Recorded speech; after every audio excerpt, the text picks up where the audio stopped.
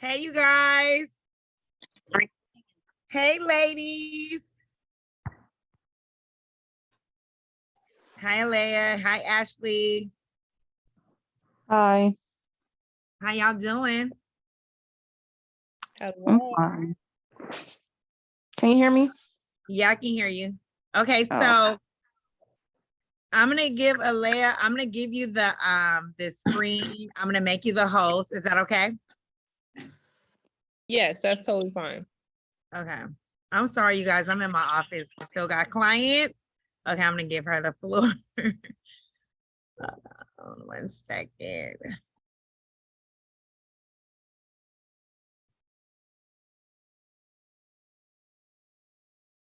What time is it out there, Allayah? It's 9 where I'm at, but it's perfect for me. It's something I always like to tell people. I do work a 9 to 5. I work 11 to 8, so 9 is perfect for me. It's just enough time for me to, wind down and be ready and present. Yes, yes, absolutely. Okay, so I'm gonna make you a host. I'm gonna tell the girls to get on as well. Okay. Thank you. And I'll be like in and out. They're coming out and they coming out. I'll be in and out. I'm gonna tell the rest of the girls to get on. Oh, they coming in. Please, family. Hi. Hi, everybody. Okay.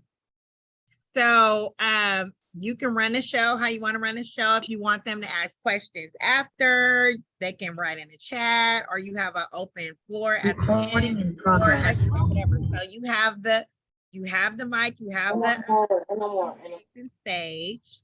So I made you a host. Ate it all. We did. Didn't you have some? No. Yeah, no.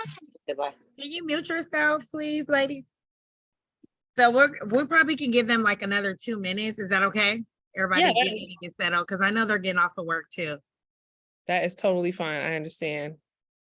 Okay. I hope you guys got your notebooks and pens ready. Hey, Rayvon. Oh, you driving? Okay. Time to go.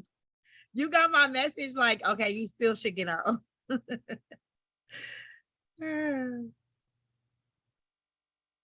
Okay, they should be on.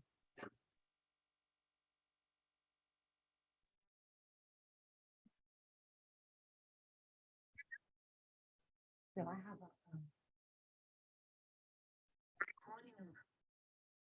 okay, so every week I pay person to come, whatever they want to learn.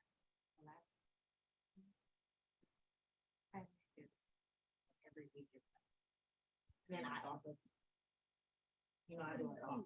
I teach everything. I teach everything. Teach your business, how to set up like nation, set up just people in place, even payroll. It's little things like that, so hold on 1 second. All right. I see a bit more people coming in. Do you want me to go ahead and get started? Get started. They're in here. All right. Well, first of all, I just want to say happy Wednesday to you guys. Peace and love. I hope you guys are having a great day. I want to thank you, Angel, for inviting me to come speak to your mentorship class. This is just an honor for me. As you guys will see, this is something that I love to do. I could talk about this all day. So a little bit about me. My name is Allayah. You guys can call me Allayah, but my name on Instagram is Straight Biz Leah. So it's funny how that name kind of came about for me, because I was thinking of that name just as I was trying to put together an Instagram so that I could start teaching people how to build business credit. That's how I started it. Me and my partner, we were just chatting like, what should I call my Instagram? And he was like, Straight Biz Leah. And it didn't fit me at first. I'm like, I don't know. But as time went on, with me having this page, it's been almost a year or so now. It definitely fits me now. So I think it was all for a reason. But just a little bit about my business story. I know we all have a story, but specifically, like we're all trying to be bosses. We're trying to run businesses. So my business story is that I've always I've always loved business, always wanted to start my own business. I grew up that way. My parents had businesses, whether they were failed or successful. I've always been around people trying to be entrepreneurs. Actually, in high school, college day came around, they asked me, what do I want to do? I said, I want to start my own business and bring it back to my community. So I went to college actually for business administration. Most of the people in my family, they were like, Allayah, what are you doing? Why would you, I'm gonna just mute you real quick, Angel, because I was a little feedback coming in. I hope that's okay. But they were like, Leah, why would you want to do that? You could be a lawyer, you could be anything you want to do. I had straight A's, but I was like, no, I want to start my own business. So I went to school for business. When I came out of college, I actually started selling Avon because that's something my mom used to do. So I was like, let me try it. It didn't work out for me. Network marketing didn't work for me. Another thing I also tried to do was I tried to start a boutique.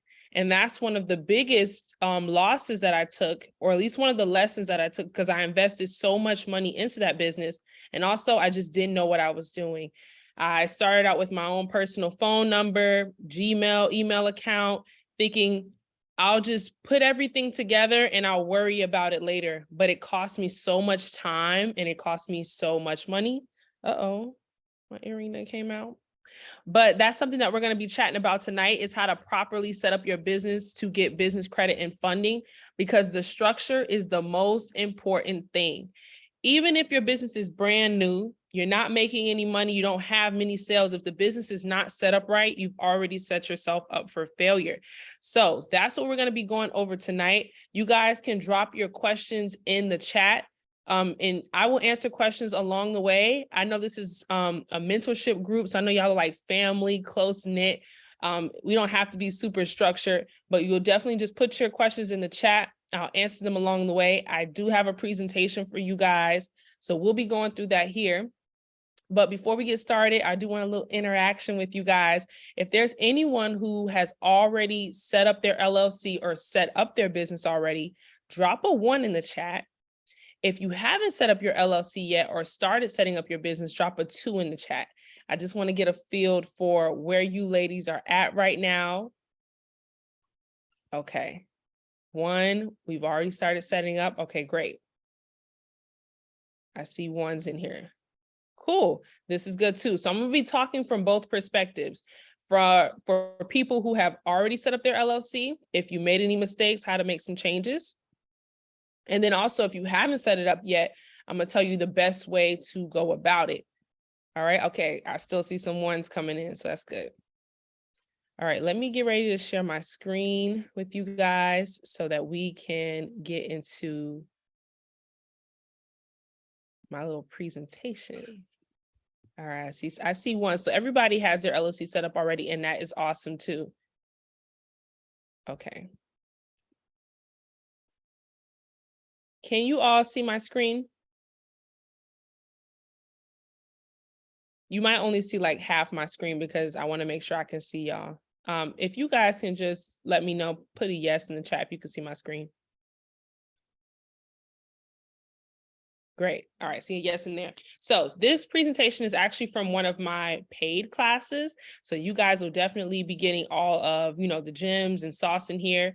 So without further ado, let's go ahead and get started. So before you register your LLC, so I know you guys have already said you set up your LLC already, and that's totally fine. So this goes for if you set up more LLCs. I know this might be something that Angel teaches you guys about having multiple LLCs, multiple businesses, because that's a way for you to optimize your opportunity to get funding, right? If you can get 100,000 for one business, you can get 100,000 for another. So even if you've already set up your LLC already, this is totally fine. I want you to still take notes on this because you can use this for the future. Look, we're going to take these hoops out because they falling out and they distracted me.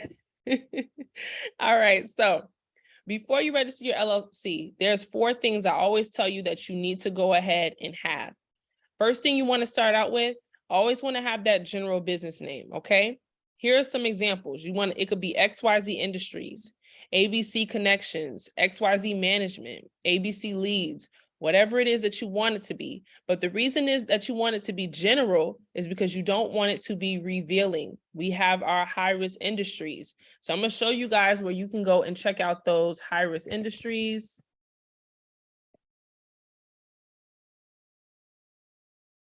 So we're going to do some live, research. So here's the list of high-risk industries. You'll have trucking on there. It's high risk or cash intensive businesses, casinos, auto repair, motorcycle, things like that. So we know trucking, real estate are popular high risk industries. So let's say I start my LLC with Allayah's Trucking Co., right? Automatically from the gate, I've kind of set myself up for failure in that sense, because if I'm trying to go and get funding, either they can deny me or they're going to make me jump through more hoops, being that I am in a high risk industry. So now they want to see more bank statements. They want to see tax returns. They want to see profit and loss, right? Now they want more information from me because I am in a high risk industry, or you can just be flat out denied. You do have some banks that will deny you getting a business bank account or even a business credit card because of the high riskness of your industry. So you want to make it general, right? And also, let's think about when it comes to business, right? Things change all the time.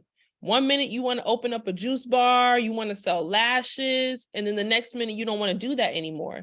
So it wouldn't serve me to start out with Allayah's lash bar, right?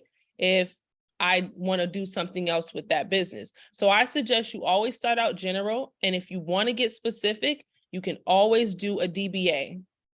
A DBA is a doing business as name. It can vary depending on the state. So you can have assumed names, fictitious names.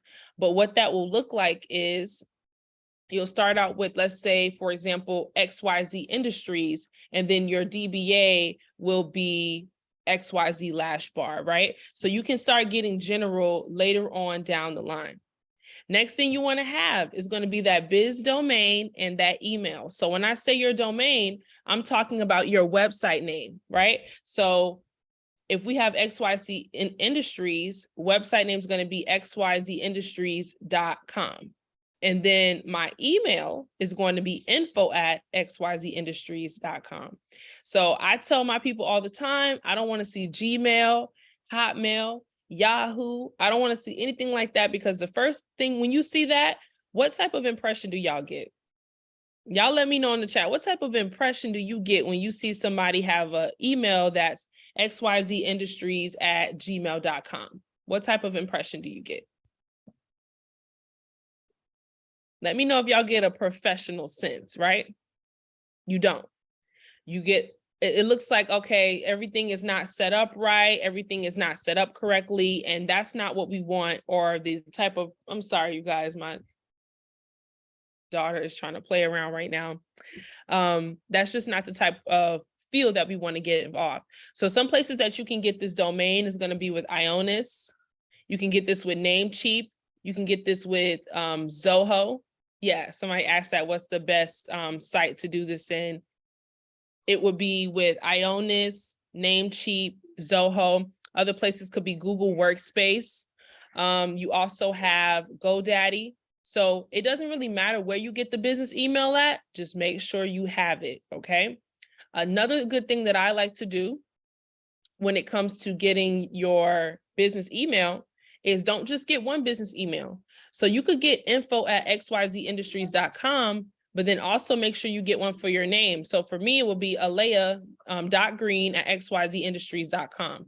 And if you have other partners in the business, you can do that as well. This will be very helpful when it comes time for you to apply for, let's say, corporate leasing and things like that. Sometimes they like to look at you as a one-man band, right? But if you got several different emails, you kind of give off that impression of having a team. So let's say, for example, you can have an email that's sales@xyzindustries.com or orders@xyzindustries.com, support, right? Have different emails for different sectors of the business, even if it's just you who's operating all these emails, right? It gives off an impression of having a team, more organization, and ultimately it's just more professionality. All right, so that next one, I do that with Google, it's a share box. Yes, yes, yes. All about those little things. You guys give me one second.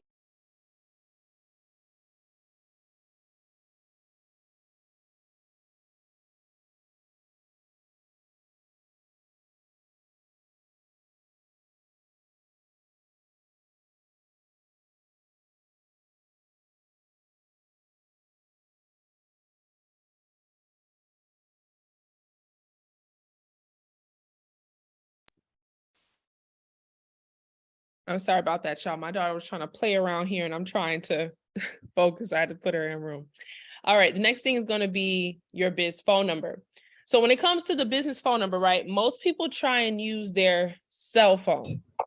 You can use your cell phone to operate the biz phone number, but you need to have a local or a toll-free number. So let me show y'all where y'all can get this from. I like Freedom Voice Systems because it's only $10 a month. All right, so you have Freedom Voice Systems. What you're gonna do is when you get this phone number, right, you're gonna get yourself an 800 number. It could be a 866 number, 877, right? It could be any of those things. As y'all can see right here, we could pick one right here. 800-528. We're gonna pick a plan. You're gonna put your information in. But what I want you to do here is when you set up this account, you're gonna have all calls that come to that business phone number is gonna go to your personal phone number, right? So now when somebody calls your business phone number, even though you're talking with them on your cell phone, they're not gonna be able to see that cell phone number. Another good thing is that with most of these, like for example, Freedom Voice Systems, they have an app. So you can download the app. You could text people from your phone number. So you could get an 800 number and you can get a local number.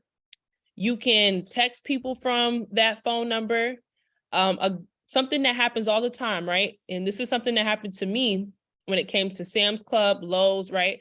They want to verify. They love to verify that business phone number. So you want to be able to give them an 800 number or a local number, but something that is outside of your cell phone or your mobile number, okay? And I'm telling y'all, they can tell. They have their own directories on their end that they can check to see if the phone number is registered to the business or if it's registered to you at T-Mobile, okay? Angel said, nice, this is great for funding. Yes, it definitely is. They tried to trip me up several times with this. Like they'll be on the phone with you and they'll say, hey, we're gonna try and call your business phone number. Will you be available or will someone else be available? Right? And if it's you, if your business phone number is your cell phone number, they're ultimately going to be calling you and you're going to have to switch over the line and then they're going to be able to see like, hey, this isn't really a business phone number. So what these numbers are called, guys, are VoIP numbers. Basically, they're online numbers. Oh, I sent that to you. VoIP numbers. So you don't have to get a separate landline. You don't even have to get a separate mobile phone or anything like that. You can just buy an online number, make sure it's set up to go to your phone number, and bam, you're done. But something else you can do is you can get a phone under your business, but even if you get the phone under your business, I suggest that you still get yourself a professional business phone number and have it forwarded to that mobile phone. Is this different from Freedom Voice System? No. So let me actually look it up so you guys can see the definition. So VoIP.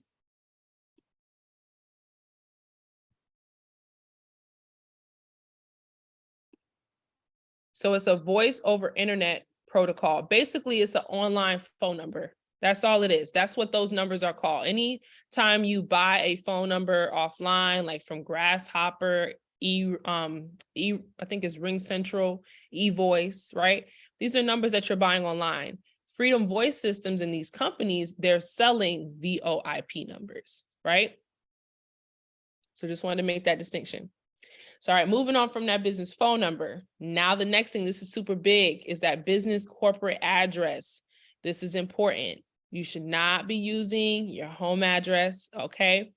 Now, there are some ways around it. I know some people will tell you, get your home address, just put a suite number on it, use a post office box, use the street address of the post office box.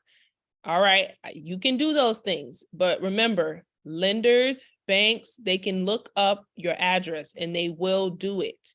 I've had it happen to me several times. Also, I do Airbnb. So when I went to start looking around for corporate leases and things like that, one of the leasing consultants actually emailed me their requirements, and their requirements were to look up the business, look up the address of the business as well. So they want to see, is this a real business or are you just operating something from the house, right? Which most of us are doing, but we don't want to give off that impression.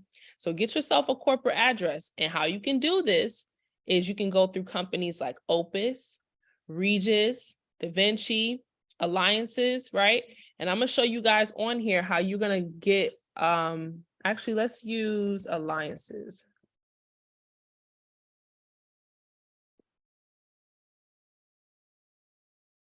The important thing about getting this address is that you always want to look up the address before you buy it.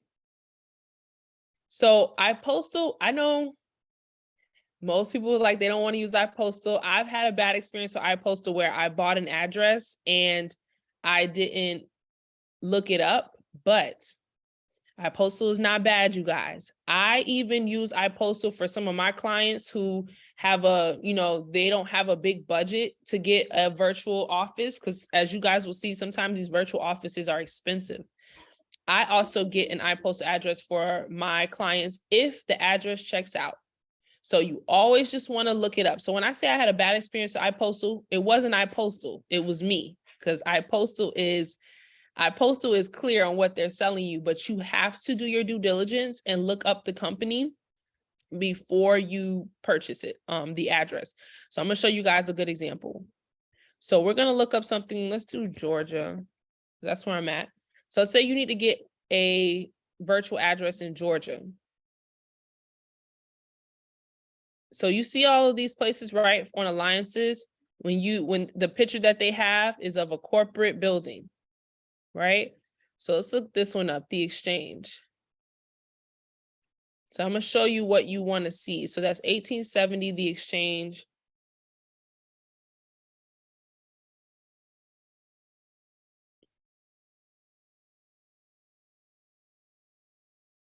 I think this is it right here.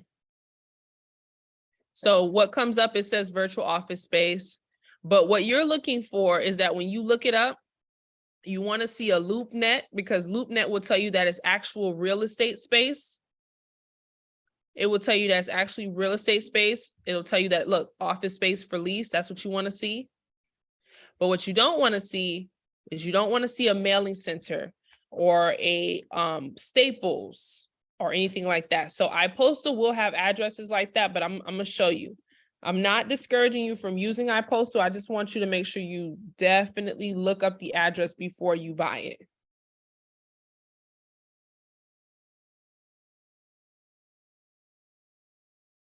So here we're gonna do view locations.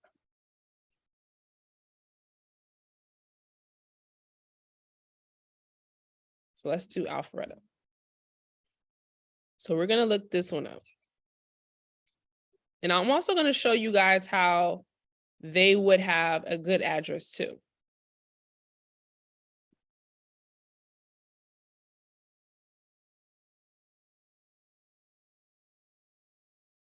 All right, I think I just put that in there, right?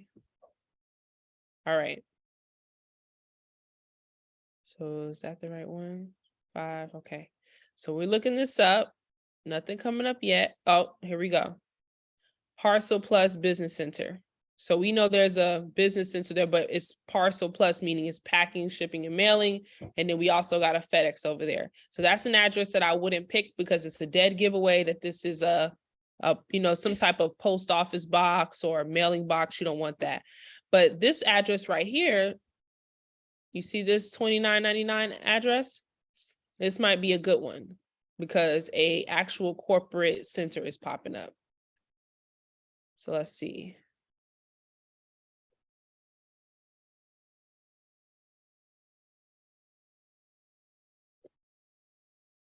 Okay. Office Evolution, Bird Eye. All right, but guess what? We don't see anything about a mailing center popping up. So this would be a good address that I myself would get from iPostal.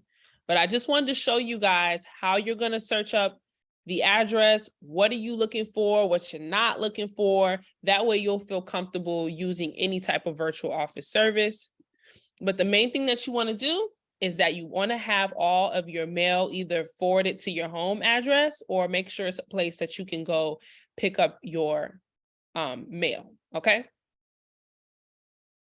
So we went over this, how to research the business address, researching your business name. So this is something else that you want to do before you even think about submitting on that LLC. Make sure you research the name.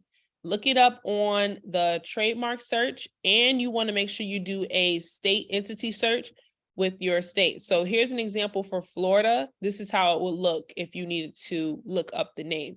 The reason you want to do this is because you just want to make sure that there's nobody else that's out there operating on this name. And that way you're free and clear, as well as with the trademarks. You don't want to be sued for using somebody else's intellectual property, okay? And also, another thing that you want to do is make sure you check Google, check social media, make sure nobody else has already started branding on the name that you want to use, right? Because if this is going to be your company, your business, right? You're looking for it to soar and thrive. You don't want to have any issues or hindrances because there's some other person out there who's already made a name for it. All right, somebody asked, how do we forward it? So it's just how you do it within your dashboard. So wherever you sign up for your address for, let's say, for example, you use iPostal, right? There will be a section in iPostal where they're going to ask you for your forwarding address or your mailing address, right? They want to know, where do we send your business mail to if you want it to be forwarded? So they'll have an option. You can have it forwarded or you can schedule to do a pickup. And that's with any virtual office service, okay? Y'all are asking some great questions. I like this group. All right, so next thing is the registered agent. What is a registered agent? So a registered agent is an individual or a company that will be the LLC's or corporation's official point of contact in the state to receive service of process, legal documents, and all that good stuff. So a misconception that people have about the registered agent is that, oh, the registered agent is someone that controls things in my business, or it has to be a manager. No, it does not have to be a manager in the business. You definitely don't want it to be you, right? But if you made that mistake, don't worry. I made the exact same mistake. It's not like, it's not something that's going to negatively impact you. But the only thing that I want to warn you about is that the registered agent is public information. So you could go on any company on Open Corporates and you'll be able to see who their registered agent is. So if we could do that for any company, what's stopping somebody from looking up your company, finding out who the registered agent is? And if it's you, that means that your name is out there and your home address. That's what we're trying to do. We're trying to get our home address off the internet. For me, I know my first business, I did that, and my home address was, if you looked up the business, you'd be able to know where I stay, what apartment, who was staying with me, everything. So when it comes to the registered agent, what you want to do is you can hire a registered agent company. Some places that I like to recommend would be Northwest Registered Agent. They are wonderful when it comes to that. They'll be able to forward you your information from the state. So for example, when it's time for your business to do its annual filing, they'll let you know. And if you sign up for a particular service with them, they'll do the annual filing for you. But it's important that you have this person on file. Let's say, God forbid, your business gets sued. Instead of you being filed personally, right, where they pop up at your door and they knock on the door and they're like, hello, is this Ashley or is this Jasmine? Instead, what they'll do is they'll send that information to the Northwest, the registered agent. You want to put a buffer in between you and the business, right? Because remember, the business is separate from you. I know you're working in the business. I know you're getting credit for the business, but at the end of the day, that LLC is his own person. And I have to stress that. It's his own person. It's got his own address, his own name, its own personality, right? Its own branding. So you want to treat it as such, okay? Someone said, that's me. I know, girl. That's me too. But you can change these things. And I'm going to tell you guys how you can change this, okay? So once you've secured the items that we went over, now you're going to go register the LLC with your Secretary of State, all right? Some of the best places to get an LLC are going to be Nevada, Wyoming, Delaware, New Mexico. So I know you guys probably hear this all over social media about that, about the best places to get your LLC. Even if you don't get your LLC in these places, it's totally fine if you get your LLC in the state that you are in, right? Because you can open up, you have the chance to get one EIN per day, which means you could do one LLC per day if you wanted to. So even if you start your first LLC in your home state, you can always come back around and get an LLC in Nevada, Wyoming, Delaware, New Mexico. The reason that these are some of the best places to get an LLC is because of the anonymity feature. So for example, with Wyoming and Delaware, they don't disclose who are the owners of the business, right? The only thing they disclose is the address, right? With Nevada, you have some tax benefits. New Mexico is a trust state, so there's also some benefits when it comes to that. But of course, you guys do your own research when it comes to where you want to set up your LLC. You got to make sure it makes sense for you. Angel said Wyoming for me. Yes, I actually have a Delaware LLC. My name is an LLC. So this is something I don't even talk about this with my own subscribers just yet, but I know you guys are an advanced group. So I just learned about this coming into the tail end of 2022 about making your name an LLC. And if you make your name an LLC, you can do that in Wyoming, Delaware, New Mexico, Nevada. These are, somebody said that's key. Yes, these are key things. I came into this information. I want to shout out to Minister B. Better, all right, and Amenti Morel, because they were the ones who taught me about this, about making your name an LLC. Why is that something that you would want to do? Is because you're already a business, right? But let's say if I made Allayah Green an LLC, that means that everything I do is now business oriented. Why is that?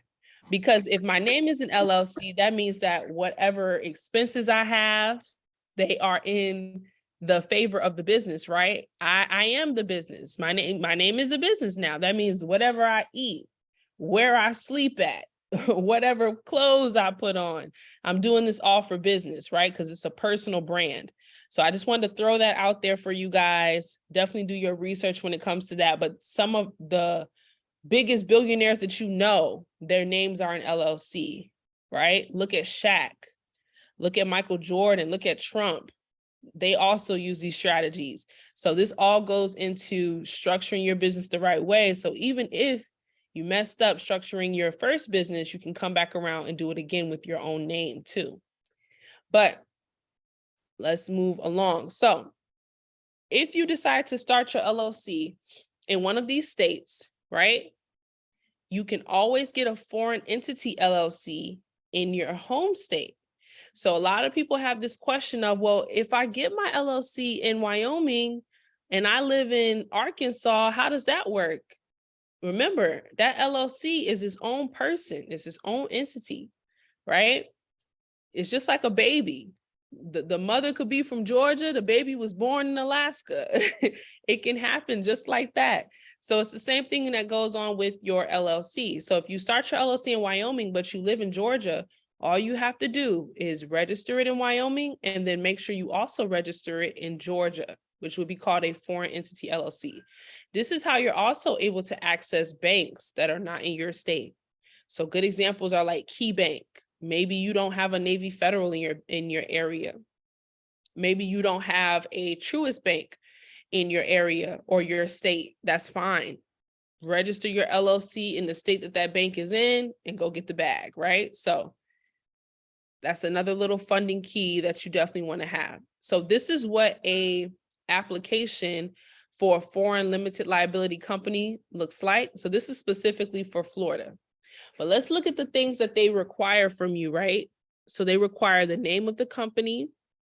If you have any alternate names, look, they ask for the jurisdiction under the law of which the foreign limited liability company is organized. That part is key. So let's say you did start in in, let's say, Wyoming or Nevada, right, where they have certain tax benefits for LLCs and corporations. They're asking for the jurisdiction, which means that if, let's say, for example, I'm gonna just throw something random. Let's say in Wyoming, you don't have to pay for, I don't know, self-employment tax or something like that, right? You don't have to do that in Wyoming. So now when tax time rolls around, let's say you registered your business in Florida, right? It's going to follow the taxes of the home state, which is the jurisdiction of that home state. So some people are worried about, well, I'll have to file taxes in 2 different states. It all depends on where you started the LLC. Of course, consult with your CPA or whoever you got to get that information, but it's always going to follow behind the place where you first started your LLC when you get a foreign entity registration. But what are some other things they ask for? The first date you transacted business in that state, the street address, the mailing address. But the key thing that I circled here, right? If you're going to get a foreign entity registration, you have to make sure that you get a registered agent for that state.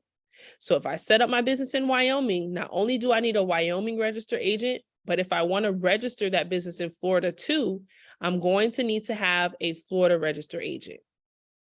All right, I hope y'all are catching that. If y'all have any questions, y'all drop them in the chat. I will definitely answer them for y'all. All right, next thing, we got to talk about the NAICS and the SIC code. So it's NICS code is what you can call it as well. But when you are setting up your business or when you're setting up your LLC, they'll have a section in there that'll ask you, what's the reason for the business? So on the state level, you can always put for any legal purpose or for any lawful purpose. And then when you're getting your EIN, they're going to ask you, what is the business purpose? I would suggest you put business management, consulting, property management if you're trying to get into real estate, or administrative management. These are low-risk codes that are universal for any type of business activity. I don't care what you're doing. You could be doing trucking, financial services, whatever you're doing, it's always going to fall under the category of business management, administrative management. It can fall under consulting. If you're trying to do real estate, instead of putting real estate, you could put property management, because these are low-risk codes. Whereas if you select codes like trucking, real estate, adult entertainment, financial services, you're already flagging your business, right? So keep that in mind. And if you ever wonder, like, well, how do I find the NICS code for my business? You can just search it up. Like, you can put business management NICS code and it'll pop up for you. You can use that code right there. Or you can use this one, 541611. That's a popular one. Oh my God, thank you. Thank you so much. Yes, you gotta, it's like kind of like what your mama said, you don't listen to me until you hear from somebody else. I hope you guys are enjoying this. I hope y'all are taking good notes. All right, so let's move on. We're getting into the EIN. This is the important part, right? When I tell you that your LLC is like a child, when you have a baby, or, if you've ever given birth, right, they come immediately in the room and they're telling you, look, we need you to fill out this paperwork. We need you to file for the birth certificate, file for the social and all that. It's the exact same thing with your LLC, right? So now when you get your LLC, you done registered it with the state. Now you need to go get an EIN number, right? So this is basically like the social security number for the business. And you're going to need this number to start doing any type of business. So you can get it for free at irs.gov, which means that you go in there and you do the process all by yourself, or you can hire somebody to go get the EIN for you. So Northwest Registered Agent, not only do they set up the LLC for you, but they can get the EIN for you. Y'all know Fiverr has everything. If there's anything you need done, Fiverr can do it. There's people on Fiverr or WeWork that will go and set up the EIN for you as well. But it's important that you have this. What I always suggest is that you register the business through the state first, and then you get your EIN, okay? Now let's talk about how to fix the LLC, because y'all dropped a lot of ones in the chat, so I know some people might have some things they need to go back and fix, which is totally fine. I had to go through this process myself, so do not feel bad if you have to go back and make any changes. So once you acquire, let's say, for example, you need to change your address. Easy. What you're going to do is you're going to get the corporate address first. So whether it's from Opus, Alliances, Regis, spaces.com, wherever you purchase that corporate address, now you're going to come back and you're going to make that change with the IRS. And you need to make that change with the Secretary of State. So one thing about it, the Secretary of State and the IRS, they don't talk to each other. You would think that they would, but they don't. Okay. So first thing you want to do is file an amendment with the Secretary of State. And it just depends on your state. So let's say you are in Georgia. Just log into your Secretary of State portal for your business and click on file an amendment, and it'll be very easy. So don't get scared. It'll be very easy. All you need to do is just change the principal place of business. And then once you do that, you're going to fill out the 8822B form for the IRS, which is going to be the change of address form. But how I like to do it, y'all, I like to call the IRS when I need to make any changes. And here's how you're going to do it. So you're going to call this number, which would be 800-829-4933. And then you're going to click option 1, option 3. And this still works because I did this last week. Okay, this still works. And if you call them guys at a good time, make sure you're not calling them on a Monday or a high volume day for them, right? They're going to answer. What you're going to do is you're going to call them. You're going to let them know real casual. Hey, everyone. Oh, not hey, everyone. Sorry. So let's say Lisa picks up. Hey, Lisa, my name is Allayah. My business is such and such LLC. I need a copy of my EIN letter. I had it, but I can't find it anymore. She's going to say, okay, I can help you with that. Let me verify your business information. You're going to give her all the business information. You're even going to give her the old address. But then what you want to do is let her know, hey, actually, I want to make a change. We just recently changed our address. I want to be able to change that. Can I change that here with you or whatever happens? And she'll change it for you. As y'all know, at any company with customer service, you got one agent that'll tell you one thing, another agent that'll tell you something else. If you get somebody that says, hey, I can't make that change for you on the phone, don't worry about it. Say thank you for your help, hang up and call back. I promise you, they're going to route you to another agent, and there's going to be some agents on there who's going to be able to make this change for you over the phone. Once you're able to get them to make the change, you're going to have them fax you a confirmation. So I wouldn't make this change unless you're near a fax machine, because you do want it to be faxed. That way you get the confirmation immediately and you don't have to wait. You let Lisa know, I want it to be faxed and I want it to be mailed. Okay. But this is how you're going to make those changes. If you've already started, let's say you've already put your website up, or you've already started making profiles and all that stuff with the old address, just make sure you go back and change those profiles. Make sure you change your address with your bank. If you already have an old address there, you want to make sure you're changing all those things, okay? All right, so before we get to the operating agreement, y'all drop some gems. If y'all loving this information so far, if y'all are enjoying yourselves and y'all learning something, y'all drop some gems. I'm gonna get some water.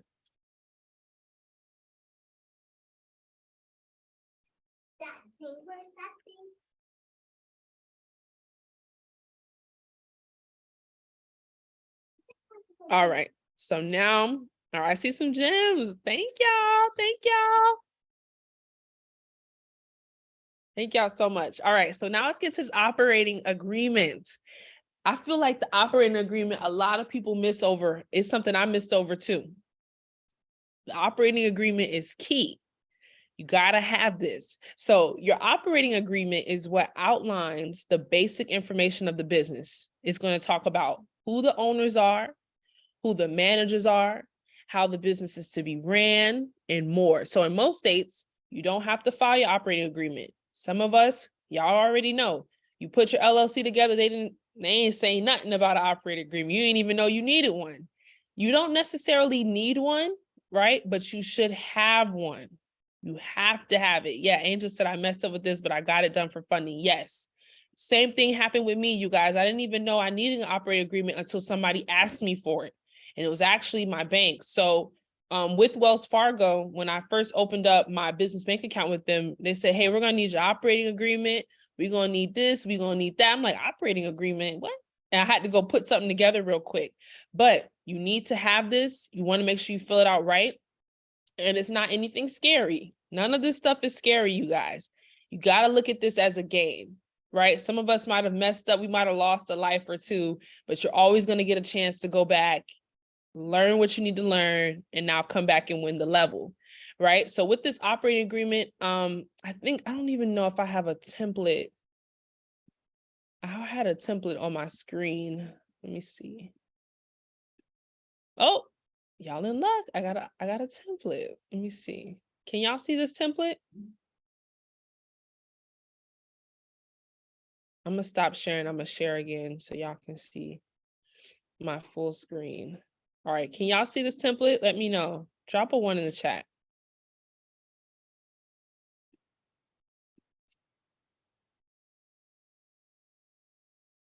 All right, so great. Here's a template. I got this from Northwest Register Agent. They have plenty of templates on there with the operating agreement. So here's an example. You can find templates for operating agreements, anywhere. You don't have to type it up by hand. Actually, I suggest that you get a template. But what you want to make sure you do, though, you need to make sure you read through your operating agreement and make edits that make sense for your business, okay? So this is the information it has: the formation, who the members were, when the company was formed. Look, who the registered agent is, gotta have that on there. The term, how long is this company gonna be? Most of the time it will say it's gonna continue forever until somebody dies, or interest or things are shared, stuff like that. What's the business purpose? The company will conduct any lawful business deemed appropriate in carrying out the company's objectives, right? Principal place of business, who the members are, how new members are gonna be added. Next thing, capital contribution. You definitely want to make sure that this part is filled out correctly. A lot of people feel like when they start their business that they got to put money into it. You don't always got to put money into it. You can have sweat equity as well. So you can put that in there. Profit and losses, how is that going to be shared? Is it going to be on a monthly basis, an annual basis? Put that in there. How distributions will work. You'll have a management section. Who's the manager? Is it you?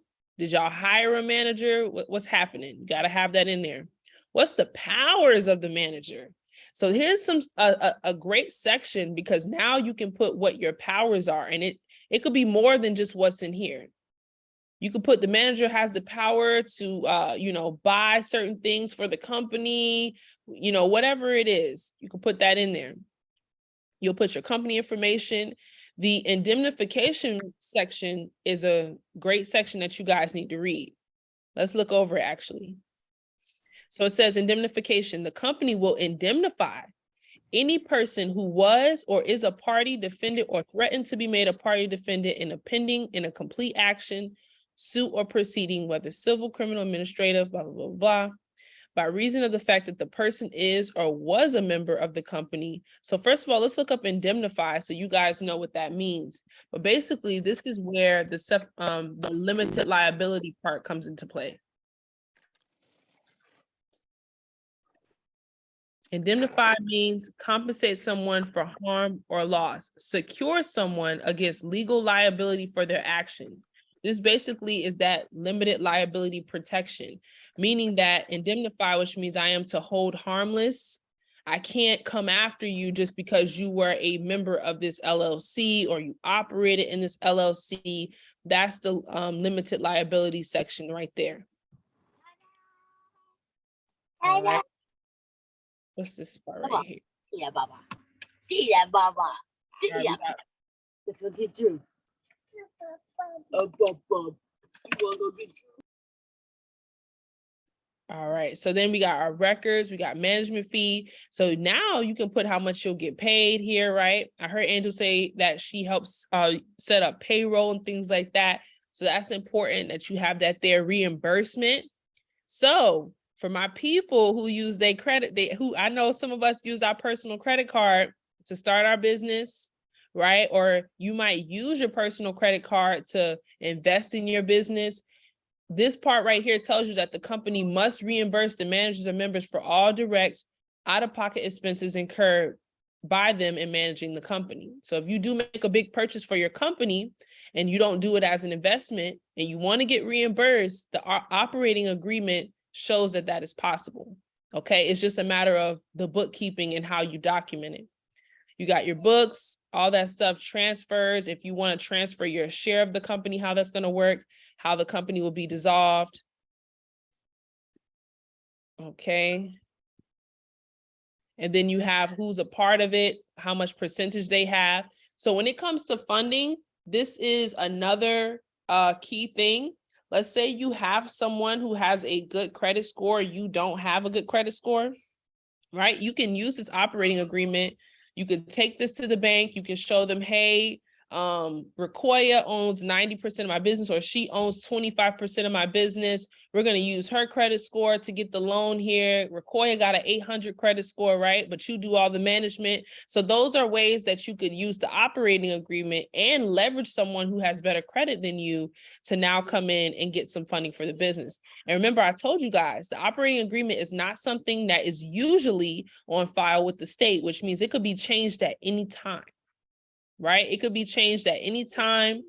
If you want to take somebody out, put somebody in, you can do that right there in your operating agreement. But you want to make sure that you have it. If you don't got it now, don't worry, work on getting it. Like I told you, it's not being filed with the state. So whenever you get that eureka moment to get it, make sure you have it. Now let's talk about these business bank accounts. So we've set up the business now. We got an operating agreement. We got everything we need. Now we need to make sure we have a bank account. Why? Because we need to separate personal expenses from business expenses, okay? You want to get the business bank account immediately. When it comes to funding, right? What you guys will find is that with funding, they always want to ask you, hey, we need the last 3 months of business bank statements. Even if you've had your company for years and you don't have any business bank statements, that shows the age of your business because they're going based off of the banking, right? What's going on? What's the transactions? How long you've been making transactions? That's what they want to see. What I suggest is that you start with a bank that you already have a personal relationship with. So if you've been banking with Chase for years, you haven't been overdrawing the account like that, but you've been with them for 10 years, 5 years, and things like that, go for a business bank account with them. Don't be afraid of using the large banks, okay? But then also go for some credit unions, go for some online banks as well. Make sure you're going for banks that's going to align with whatever your funding plan is going to be or your credit strategy is going to be. If Bank of America has a good suite of credit products that you want to tap in with after a while, start building your relationship with them. Same thing with Wells Fargo, Navy Federal. Novo has Novo funding. I love Novo. So I have an online bank account with them as well. They're one of my business bank accounts. They have a feature called Novo Funding. They'll give you a revolving line of credit just based off of your business transactions with them. Blue Vine, as you know, they give out a line of credit, and then you have Truist. So these are just some of the banks I would say you start tapping in with when you're first starting your business. And even now, even if you are an experienced business owner, still make sure you have more than one business bank account. It's just like you having more than one LLC. You're optimizing your opportunities for funding. So if I have 3 months of business bank statements with Bank of America, not only can I get loan product from Bank of America if my credit is right, or I can get a secured loan with them, but now I can still take those 3 months of business bank statements and go get funding from a third-party lender or something like that. So now you're optimizing your opportunities for funding. All right, so now let's talk about the web presence. Okay, so we got our bank account, the money is in there, we good to go. But now you need to be able to be found online, right? So what I want you to do is you need to create a website or hire somebody on Fiverr to create it for you. The website has to have these essentials. You need to have your business logo, your operating hours, mission statement, business address, business phone number, professional business email address, okay? And you want to include a few stock photos and be sure to include your business name all over the website to boost your SEO. So I'm going to show you guys some examples of websites that I put together. It's like little landing pages. Actually, here's one I set up today for a client of mine.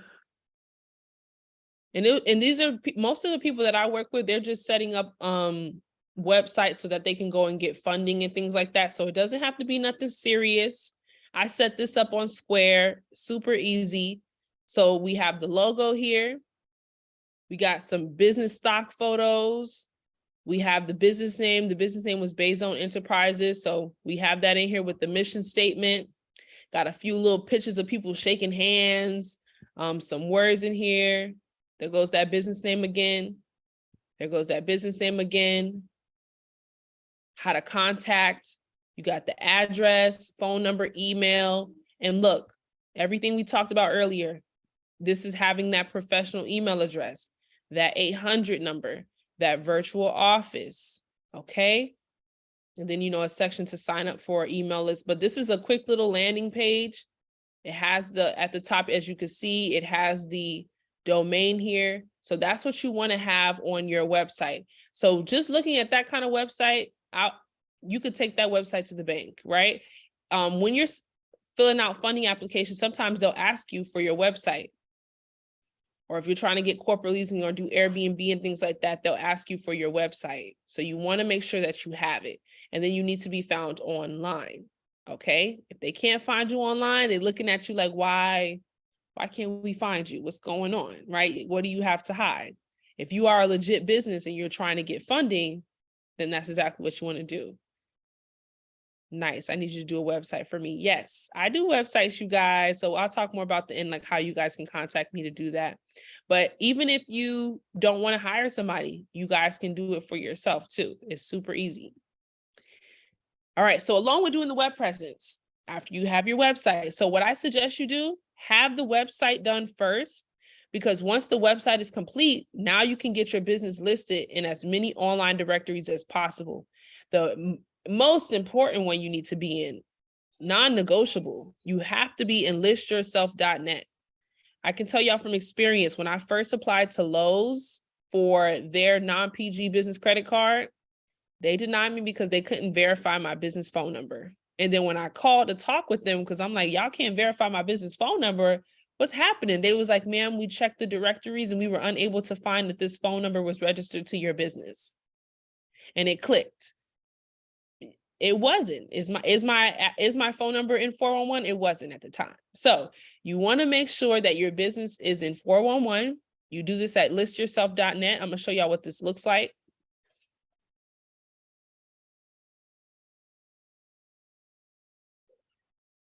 You'll just go right here, individual or business listing. You'll put for business. You'll put all the information in. They're going to call you so that they can give you a code. You'll put the code in or whatever, and you'll move along. Okay, so make sure you do that. It'll take about 7 days for them to verify it, but that's where you want to be. Other places that you want to have the business listed are going to be Google My Business, Bing for Business, Commerce, Open Corporates, Bizpedia, MapQuest. It's so many more. The Better Business Bureau. Y'all want to make sure you are listed with as many directories as possible. If you can, I think I put Open Corporate. Okay. Make sure your business is showing up when I search you on Google, right? Your website needs to come up, Google listing needs to come up, but your business needs to be on, needs to be able to pop up. All right. So now we're about to get into building business credit now. So I know specifically we're supposed to be talking about how to build business credit without using your EIN. But I'm going to talk about both just so you guys can have both sides of, the spectrum. Do we have any questions though before we move on? Or how?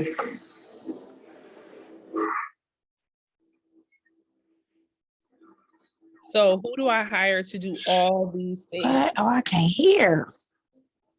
Uh-oh, somebody can't hear?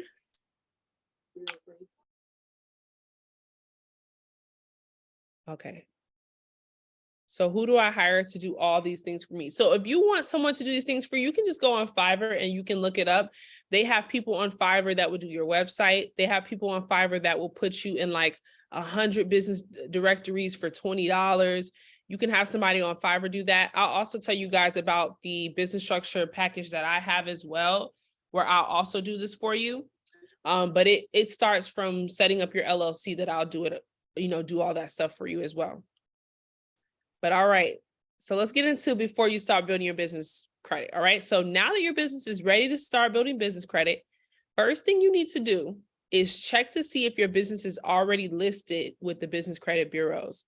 So for some people, right, they've had a business for like 20 years. They've been doing business for a long time, didn't know anything about business credit. And come to find out, they actually already have a profile with Experian, Equifax, Dun & Bradstreet. Because even though you don't know anything about business credit, the companies that you're doing business with, they do. They report this activity to the business credit bureaus. So the first thing you want to do is sign up to get a free NAV account, or you can get the paid NAV account. And having NAV is a must to start building business credit. You need to be able to see your business credit reports, all right? And with the paid NAV account, you can check detailed business credit reports and you'll be able to see who's reporting as a trade line. So that's the first thing you want to do. And when I say you want to see if your business is listed with Dun & Bradstreet, when you check to see if your business is listed with Dun & Bradstreet, if your business is not already listed with them and has a number generated, you'll have the option to go in there and get a DUNS number. So you want to make sure you have that, all right? So you have 3 main business credit bureaus that I want you guys to focus on, which is Experian, Equifax, and Dun & Bradstreet. And then with Dun & Bradstreet, that is where you're going to get your DUNS number, okay? So let's talk about some essential trade lines. So whether you have good or poor personal credit, it's important that your business has a few trade lines to start establishing positive payment history and good scores with the business credit bureaus. So good scores with the business credit bureaus, right? So Dun & Bradstreet, you want to have an 80 paydex score. Experian, you want to have a 76 or higher. And then with Equifax, you're always going to start out low with them, but you want to have at least a 400 or higher with them. So here are some trade lines that I suggest you guys start with. Start out with NAV Business Boost. So I'm going to show you guys what these look like so you'll know what to look for. So you got NAV Business Boost. So with NAV Business Boost, you're going to pay them, I think it's $50 a month now. If you pay them $50 a month, they're going to report to the business credit bureaus. Where is it? Okay, so for the quarter, but if you just get it for $50, they'll report as a trade line to the business credit bureaus. You can use them. Another one that I also like is eCredible. So eCredible has a subscription that you can use that will boost your business credit with them. But also, let's say if you have a phone line under your business, you can now report those payments using eCredible. Or anything else that doesn't report to the business credit bureaus, you can use eCredible. Another one I like is Red Spectrum. So Red Spectrum, they are either a net 30 vendor, so you can use them either way. You can use them as a net 30 vendor. Oh my God, I can't talk. A net 30 vendor, or you can use them as a trade line that will report. So they have a business builder account, and then they also have a net 30 account. If you get the business builder, right, you'll get a high limit trade line that will report to the business credit bureaus. Another one I like is Quill. So with Quill, they're a bit different. They are a net 30 vendor, but you'll have to purchase some products from them. Okay, and I was just talking about this on my live the other day. With Quill, they will tell you exactly how you can sign up to get an account with them.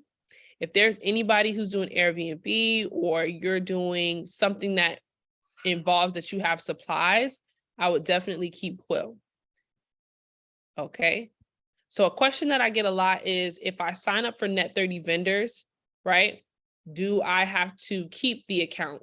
No, you don't have to keep the account, but I always suggest, instead of you just being like one and done with these vendors, sign up for accounts that you know you can use. If you know Quill is just like Amazon, they have everything. So with Quill, you can get a vending machine, like there's other things that you can do with these vendors. If you know that Quill is an asset to you, keep it. But you don't have to order from them every month or anything like that, okay? But the important thing about these trade lines that I'm telling you guys about, and the last one is going to be Credit Strong for Business. But the important thing about these trade lines, guys, is that they don't ask for your social. They don't care if your credit score is a 400, a 500, a 600. They're not asking for those things. They're not asking for 3 months of business bank statements. This is perfect when you're just starting out in business or you're just starting out to build business credit. That way you can start building up positive payment history for the business. You want to show that the business is able to pay back its bills, okay? So these are some essential trade lines that I suggest that you have when you're just getting started. And your personal credit does not matter. They're not even going to ask about it, okay? So next one is going to be how to read your business credit report. So not many people talk about this, but we're going to go over this tonight, okay? We got to. So you want to know how to read your business credit reports so that you know if a vendor is reporting or not. Let's review what a credit report looks like for each vendor. So some important things to remember is that vendors are never going to report as their name. So let's say, for example, I start using Quill. When I look at my business credit report, the name Quill is not going to pop up. Business credit is an unregulated industry, you guys. It's not how it is like with personal credit. With personal credit, they got the Federal Trade Commission, they got the Truth in Lending Act, they got all this stuff in place to make sure that, you know, you're not being taken advantage of when it comes to the personal credit side. With the business credit side, it's the wild, wild west. Okay, they don't have no laws in place. They don't got nothing going on for it. It's an unregulated industry, which means that these vendors can report if they want. They don't have to report, right? And if they don't report, there's nobody to report it to. So I'm going to show you guys what the credit reports look like, just so you know. Always project your business revenue when setting up your business credit accounts. So on NAV, when you're setting up your account, they're going to ask you, hey, what's your business's estimated revenue? On Dun & Bradstreet, when you are setting up your account, they're going to ask you what's the business estimated revenue. Never put $0. I don't care if you started the business yesterday. Never put $0 because they're asking you for an estimate, which means that you don't know how much your business is going to make. But based on your business plan, based on, you know, whatever your plan is for the business, you want to make 100,000 for the year. So put 100,000. Now it's different when you guys are applying for like credit cards and things like that, or you're applying for funding. You want to be truthful because they're going to look at your business bank statements, or they might, you know, ask for your tax return. So you want to be truthful there. But for things like accounts or business credit profiles, you can project your business income. And a good place to start out with would be like 50,000 or 75,000, 100,000. Okay. Something that's reasonable for your industry. Last thing I want you guys to consider is make sure you're choosing the correct SIC and NICS code to ensure your business is not listed as high risk on your credit reports. This has happened to me when I first started out with my boutique, guys. Not saying that a boutique is a high risk industry, but when I first started out, with that, even though I was no longer doing my boutique, they still had my business listed as a boutique, which made it hard for me when it came to funding and getting business credit cards, because they're looking at, well, isn't this a boutique? And I'm trying to tell them, no, this is a consulting business. So, you know, it just, if your business information is not lining up and correct, it doesn't give off that professional look. It doesn't give off an organized look. Now it makes it harder for you to get that approval. Now they want you to verify 100 things, right? So let's look at the credit report. Let me see if there's any questions in here. Indeed, yes. All right, so here's an example of a Equifax business credit report. If y'all have seen this before, y'all put a 1. I want to see who might be familiar with this. If y'all have seen this before, put a 1. Okay, so some of y'all already got NAV. Cool. Awesome. So for some of y'all who haven't seen a business credit report, this is what it looks like, right? So they'll have, this company is called the Theater Company. This is just a example. So you have your business delinquency score, right? You got your, this is the reason why you have that score. Number of utility trades in the last 12 months, industry, percent of non-financial trade utilization, geographical region, all that stuff. So they'll always list like how many accounts you have, your open accounts, closed accounts, if you got any charge-offs, right? One thing that always happens with business credit is, let's say, for example, you have a $10,000 loan or you have a $10,000 business credit card. They're never going to report the limit that you actually have. Instead, they will sometimes report how much you've spent. So let's say I got a $10,000 Amex card, but I've only spent $5,000 on it. And if they're reporting to my business credit reports, it might just come up as a, business line of credit, $5,000. All right, so you'll have your business information. So this is where it's important that your business information is correct and it matches across your EIN and your Secretary of State, because that information will pop up on your business credit reports. And if anybody is pulling your business credit reports and they're seeing mismatched information on the credit report versus what they're seeing with the Secretary of State, now we have that issue of either a denial or they want you to verify 100 things, right? Annual sales. See, I told you guys, you want to project that income, okay? I'm pretty sure even if this company is not even making $1 million to 2.5 million, that is reasonable for their industry, right? They'll have your inquiries, you'll have your open accounts. So see what I told you guys, account type, wholesale trade, non-durable goods. This could be Quill right here, but they're never going to report as their name. They're going to report as their trade name or as their trade industry. All right, so let's move along. Now this one is Dun & Bradstreet. You got your DUNS number of employees. Another good thing with this is when you're setting up your Dun & Bradstreet profiles, Equifax and Experian, you don't want to put that you have 1 employee. You can put you have 3, 5 employees, right? You're trying to give off that feel of having a big business, right? SIC code. So this is going to be the industry that your company is in. You got your active payment trade lines, industries with trade lines, the balance of them, whether you have any tax liens, UCC filings, and then it'll tell the accounts that you have when they've reported. Okay. Dun & Bradstreet is usually pretty straight and simple. And then you've got Experian. And then if you guys ever see this DBT means days beyond terms. So if you've ever paid your business bills late, they'll show you right here. And again, just like all the other credit reports, they'll have the business information, what the SIC code is, who the key person in the business is, or who's the manager, and all that good stuff. But I just wanted to show you guys how that looked, how to read it. Okay. So now let's talk about how to dispute your business credit reports. So if you guys see, like on your business credit reports, they got some weird wonky stuff on there.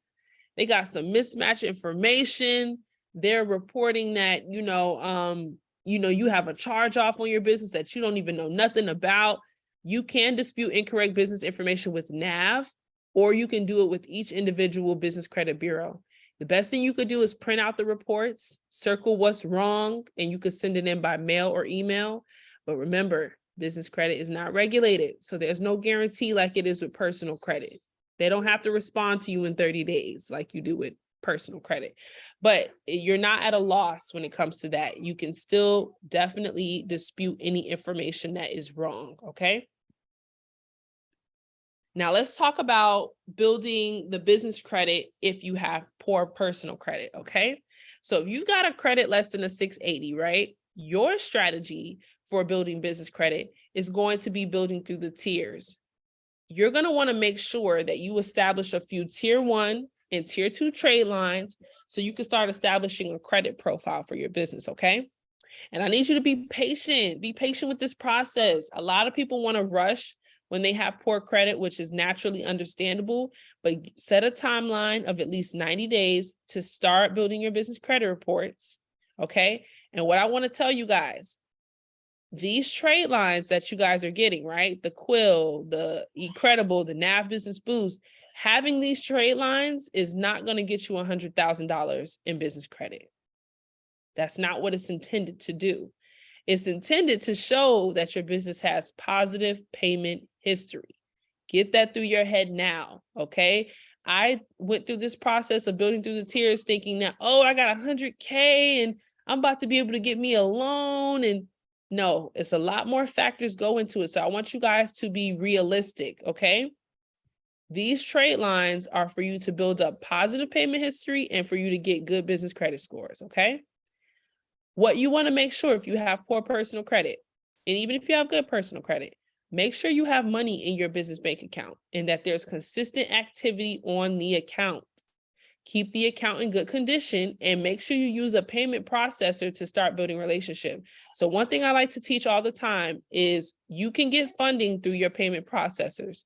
So places like Stripe, Shopify, QuickBooks, what's another one? Square, I think I said PayPal.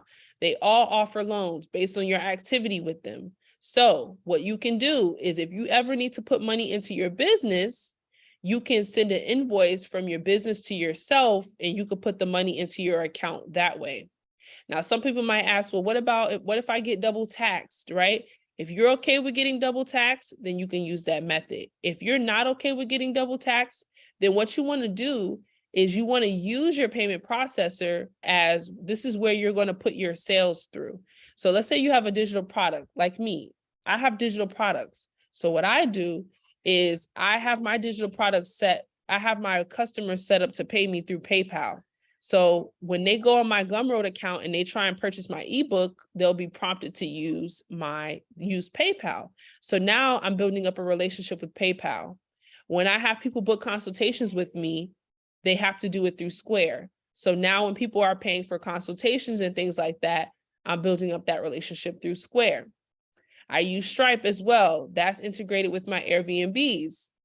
You can use Stripe too. So I use QuickBooks and Shopify for display. Yes, it's important that you guys you have a business bank account and that you're linking the business bank account to the payment processors. Not only are you building a relationship with the bank, now you're building a relationship with the payment processor.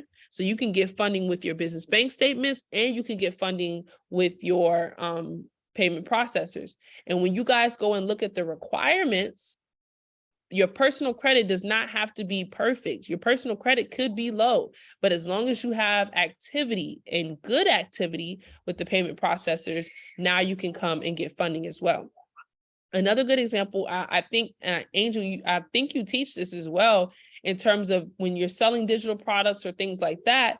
For example, through Shopify, if you're selling your digital products or you're selling your products through Shopify, you can get funding through there. If you're selling through Gumroad, you can get funding through that as well. So there's plenty of ways that you all can get funding without even having to worry about your personal credit, okay? But once your personal credit is in a good place, now you can start acquiring those large amounts of funding and credit, okay? But all right, let's move on to the strategy for good credit. So if you do have good credit, let's say you got good credit of 680 or more, and you have a seamless business structure, which I just showed you guys how to set up, you can start acquiring business credit and funding. I suggest starting with the business credit products that are provided by your business bank because you already have a relationship established with them, all right? Most of these banks are relationship banks, okay? Don't be afraid to take a hard inquiry or two. Any hard inquiries you get can be removed from your personal credit since these inquiries are not attached to open accounts.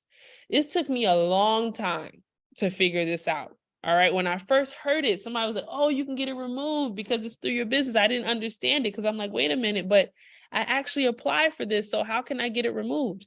You can get it removed because it's not attached to an open account. Right. So if I got an inquiry on here from Navy Federal and I don't have a personal account with Navy Federal, why is this on my credit report? That could be taken off. Okay. And that's completely legal. That's not even a hack. That just makes sense. Right. If I don't have an open account with Navy Federal on my personal, why would I have an inquiry that's sitting on here? Y'all can get that removed. So don't be afraid to take a hard inquiry or two. Like I tell you guys, you got to look at this as a game.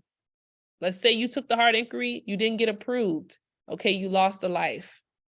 You can always get the inquiry removed, fix your profile up, do what you need to do to get approved, and now come back and win the level. All right. So the best places to start acquiring business credit cards are going to be Amex, Citizens Bank, the GM business card, Truist business credit cards, because you want to start off with soft pull cards. And most of the time, let's say, for example, with like your GM business card, that card is a soft pull card where you can get the approval with a soft pull, and then you can go and freeze your credit report.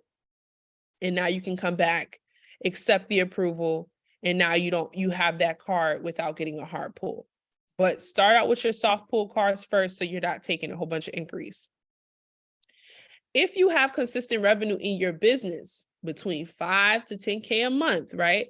You can acquire funding with places like Axion, On Deck, National Business Capital, Rapid Capital, Fundbox, Cabbage. But it's important that you do have consistent business revenue, okay?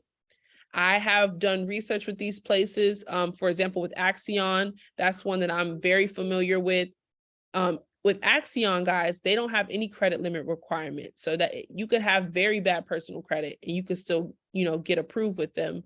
Of course, you might not get the best terms, but you can still get approved. But places like On Deck, National Business Capital, Rapid Capital, they do want to see some business bank activity and they want to see consistent revenue. And then the last thing I'll leave you guys with is when it comes to getting your business credit with EIN only, that's going to be your commercial credit cards. So that's why I told you guys about the essential trade lines you want to have. You want to start out with these trade lines. You want to get the good business credit scores so that you can start acquiring funding through not funding, but business credit through places like Floor and Decor, Home Depot, Home Depot. What's another one? JCPenney, Lowe's, Best Buy. You have Amazon. So these are going to be your commercial cards and also some of your gas cards as well that you'll be able to get using your EIN only. Okay. So that's how you're going to do that. But you have to start out with some of these essential trade lines. You got to get those good best business credit scores like we talked about before you can start getting that EIN money. And other places that you can get EIN money with only is with those business bank statements, right? So you have some of your tier 3 cards, like your fintech cards, like for example, Jeeves, that's Jeeves. Oh, I'm sorry, I keep sending it to you direct, Angel. I'm trying to send it to everybody. So you have Jeeves. This is another card like Ramp, Get Clear card, right? These are cards that you guys can get. Divvy's another one. These are cards that you guys can get using your EIN only, but I have to tell you the reality. They do want you to be making a certain amount a month before you can start getting these cards. So it's important that you are building up a profitable business so that you can start getting some business credit and funding. I know everybody's trying to go for the bag and everything, but I know Angel is teaching y'all how to be bosses. So you want to build a sustainable business, right? And then you can go get the bag and things like that. But you want to start building up and getting some revenue. But I hope you guys enjoyed that. I hope you guys got some valuable information. Y'all can see I love talking about this. I can keep going on and on, but I wanted to leave some time for Q&A. If you guys have any questions and you want to come off mute and ask me directly, let me know, and I'm happy to answer it. Thank you so much again, Angel, for having me. I really enjoyed this. did big time. I enjoyed this. Yay. I really did. And you really touched on a lot of things that I tell them, but I think I'm more harder on them. And then the way you are explaining this presentation is just like, it's fire. I'm more hard on them. I'm more militant because I want them to get this. So this was good. This was really, really good. Awesome. Thank They you so laughing at me because they know. I'm like, did y'all do it? Did y'all get that gas card? You spent 2 hours trying to get this done. So yeah, this was really good. This is really good.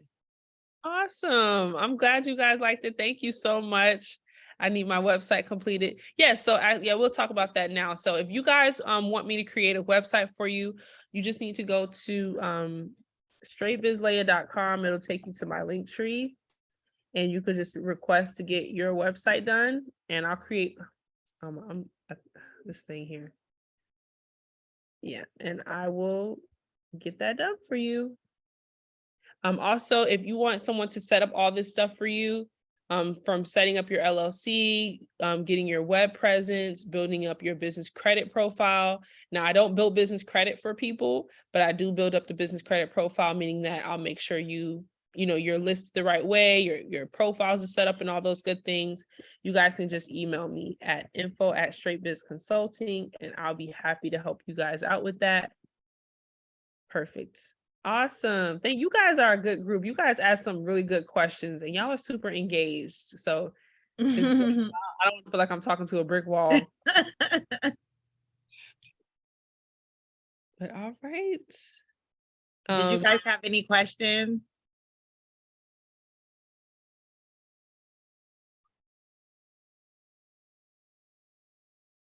I think that's it. I don't think they I don't think they had any questions. You touched on everything. This was so good. So let's just, I want to, okay, go ahead. Go ahead, Rakoya. No, I was just saying thank you. That was very you explained everything really good. Thank you. I appreciate it. Yeah, I don't have questions because you explained everything all the way. So that's good. That's the effect. You feel like I got a lot of notes, so awesome. So I had a question. I have this, I don't know what it was, but I was building business credit a while ago. Like I've been building business credit forever, maybe like 2017, 2018 or whatever.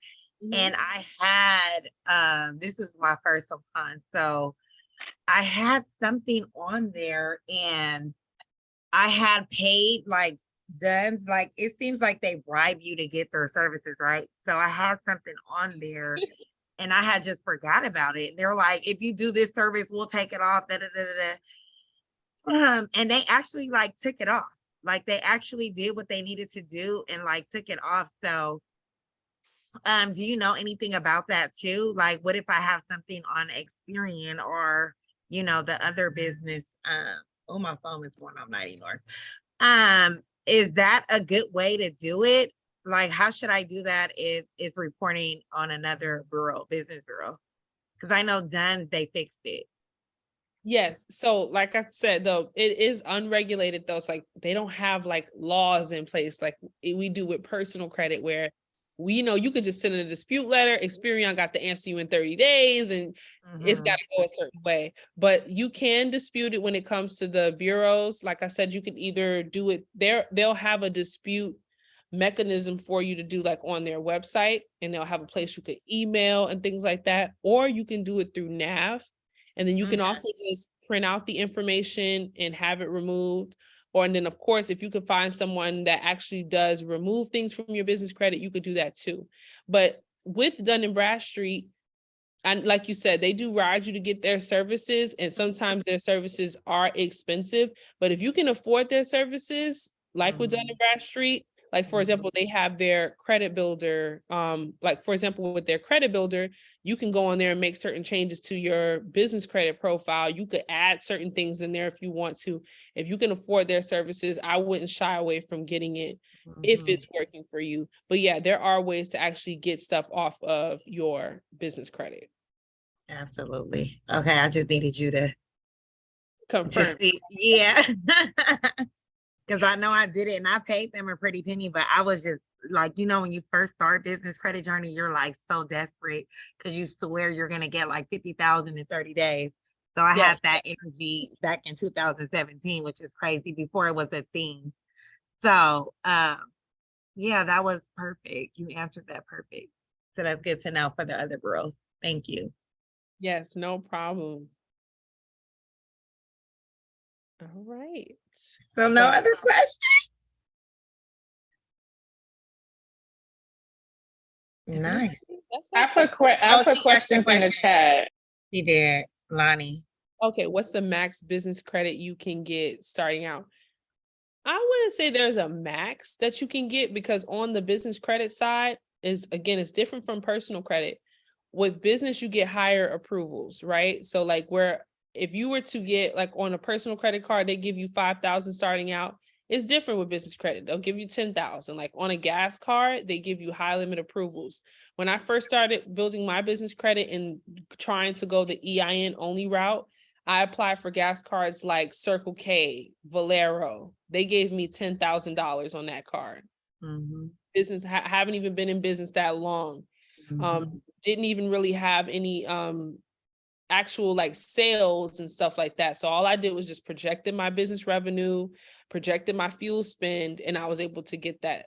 So it's not necessarily a max business credit amount you can get starting out. It just depends on what you're applying for and what you're putting on the application. So I'm not one to tell you guys to lie, right? If it don't make sense for your business industry, then don't do it.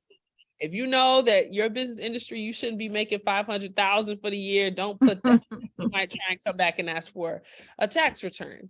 But there's no max. It just depends on what you're applying for and what's the route that you're going.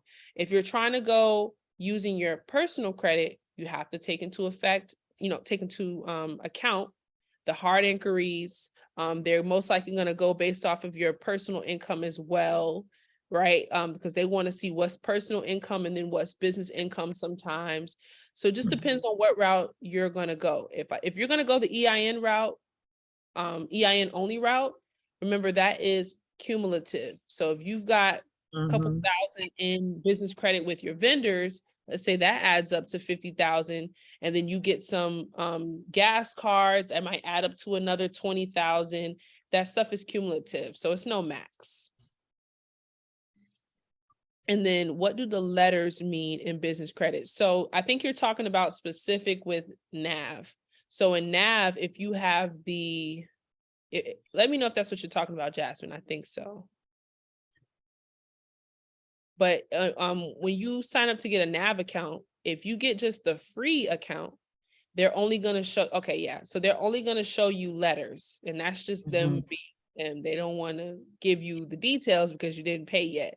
But let's say for Dun & Bradstreet, they gave you an A for your paydex score. That means that you have an 80 or above. For Experian, if they give you a B, that means you have a 76 or above. And then with Equifax, you'll start out low with them. You might start out with a C or a D. I wouldn't be too concerned with Equifax because Equifax deals more with actual business credit loans and things like that, financing and all that stuff. So for you guys, when you're starting up your business credit, I say just focus on Dun & Bradstreet and Experian for now. Yes, B and D. Yeah. So what you want to see A's at least between Experian and Dun & Bradstreet if you're looking at the paid account, the free account, I want to say. I just got my first Amex business credit card, but the amount is very low. What reason would that be? So, they have their data points on the back end with Amex, but things that you probably want to take into account is that with Amex, they're not really looking at your business too much. So they might do a business credit, they might pull your business credit, but this is a PG card. This is personal guarantee. So they're most likely just looking at your personal credit. What was your score like? How many inquiries have you had? How many trade lines, not necessarily trade lines, but when's the last time you applied for some credit? They're looking at stuff like that. So that might be the reason. But don't get discouraged because the amount was low. that's still a win. Only thing now that you need to do, a good strategy I would suggest using, if the amount is low, let's say they only gave you 3,000, do something to spend the 3,000, right? And then come back and pay it off. Like, keep showing them that, hey, this 3,000 is not enough for me. I need more money here. As y'all can see, I'm using up this 3,000 each month and I'm paying it off. Then they'll be more inclined to give you that credit limit increase, right? Either faster, or you can come back in 90 days and request a credit limit increase. So I applied for a credit card based on what I was highly approved of conditions, but when I got approved, they asked me to show proof of the amount through W-2 and pay stubs, but I increased my revenue significantly. What should I do? So let me go over it again. So I applied for a credit card based on the fact that I was highly approved of conditions, but when I got approved, they asked me to show proof. So are you saying that you projected your revenue? Okay, so if you projected your revenue too high, that might be why. And then also, if you guys have to be mindful also when you're applying for credit cards and stuff, if you put yourself as self-employed, I've seen that happen plenty of times. Even people in my family, like if we've tried to go and apply for credit with them and they were self-employed, now they definitely want to see verification of the income, because it's not like you're saying you're employed, right? But that just depends. But in terms of that, yeah, go ahead, Angel. I'm sorry. No, this is Lainey. Oh. This is Lainey. I'm the person who asked the question. And it was too long to keep, and I'm like, it's not even making sense. But anyway, so pretty much, I mean, what happened was when I applied for the credit card, because on NAB it recommends like certain credit cards, like, okay, yeah, do this or whatever, like really high chances of approvals. So I did that on the business side, and then like they did send me like congratulations and everything like that, but then I got a call and then they wanted to like verify my business and everything like that. But this is a business that I have on NAB where like none of my information is like matching up. So I don't know if that's the reason why they're like now asking me. I mean, obviously it's because I projected them out as well, clearly. But I'm just like, they're asking me, what I did was they asked me, what income do I have? So I put that I'm a W-2 employee, and I also put that I'm self-employed, which I probably shouldn't have, but I'm like, it's business, so wouldn't they be wanting to see what business revenue I have coming in? And then I had put two separate amounts. So when they called, it was verifying. They're like, okay, we need to see your W-2 from your like regular appointment. But my thing is, if it's a business credit card, why does my personal money matter anyway? So I really didn't understand that part. Okay, I got you there. Yeah, so I hope that makes sense now. It does make sense. I'm glad you clarified it. Yeah. So I feel like we all kind of start out with that mindset of, it's for my business. Why do you need to know the personal?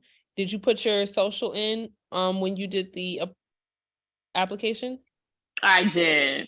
I actually did. That's why. So we can't think that way of, this is for the business. Why y'all need my social? Because it's personal guarantee, right?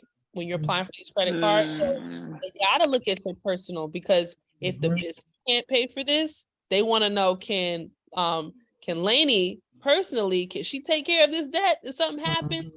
They just want to make sure that they're covering whatever loss, and I'm gonna say quote unquote loss, that they're saying that they're gonna take. So they're gonna look at your personal. But what I would suggest with this, don't get scared. Okay, you projected your income. So what? The worst thing that could happen is that they deny you. And if they deny you, okay, move on to the next. But you want to learn from this situation here too. Never project too high. I wouldn't put that I'm self-employed. If you do have an actual 9-to-5, you can use that income too, because you'll be able to show on your W-2, hey, this is how much I make. But what you can also do, and this has happened to me before, where I've projected and now they come back and they ask information, turn the information over to them. Because what they'll do sometimes is, even if you requested a high amount, let's say you requested 50,000 or 20,000 or 10,000, what they're going to do is try and counter offer you. Okay, Lainey, we see that you ain't really making this amount of money, but based on the money that we do see that you're making, we can give you 5,000. Is that still a win? Mm-hmm. It's still a win. Definitely. Yes, it is. Yeah, It's still a win if it definitely. was 1,000. I Mhm. take the 1,000 just so I could build a relationship with you guys. But don't be Right. afraid. I know how you're feeling right now is I kind of lied and now they trying to catch Right. now they trying to catch Exactly. my lie. Because the Like, I guy know- on the line was like, she really trying to scare me. He was like, yeah, so if what you present is not what it is, even though we already sent you the credit card, you're not going to be able to actually use it. And I'm like, what? I'm like, okay, he really trying to like, they're gonna try to scare deter me. Yeah, he definitely was trying to deter me. And I was like, oh shit, I'm in trouble now. But yeah, you're right. I'll just present what I have, and whatever is whatever. But like you said, it's a life learned lesson for sure moving forward. What I'm gonna do. Thank you so much. Can I welcome. piggyback on that? Can I Yeah, go piggyback on that too?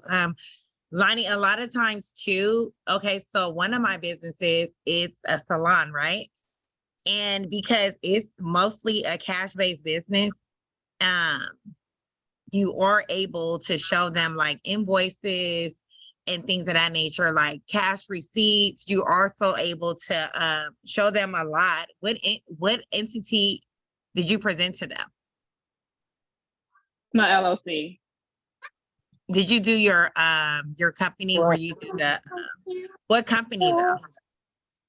I did my which company did I do? I did my coaching. Oh, your coaching. Okay. Okay, that's Mhm. cool.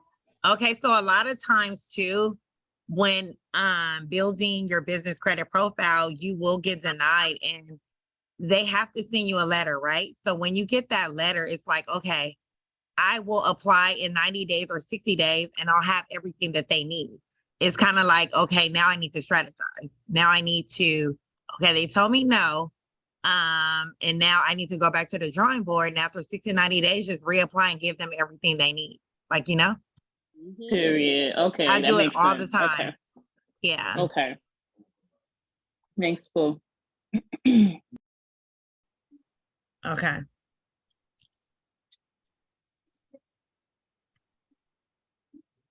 All right.